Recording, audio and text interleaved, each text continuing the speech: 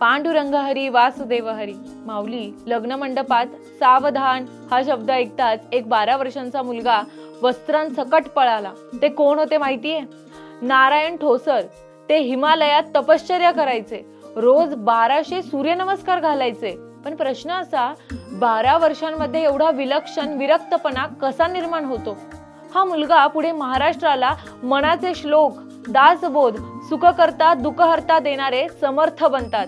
आणखी प्रश्न असा, रामदास स्वामींनी 11 मारुतींची स्थापना का केली आणि धर्म संस्थापनांचं कार्य त्यांना हिमालयात कोणाकडून मिळालं?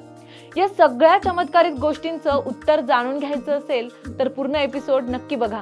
व्हिडिओची लिंक कमेंट बॉक्स आणि बायो मध्ये दिली आहे. तेव्हा सोल स्पिरिच्युअल यूट्यूब चॅनलला आजच सबस्क्राईब करा आणि इंस्टाग्राम फेसबुक पेजला फॉलो करायला विसरू नका.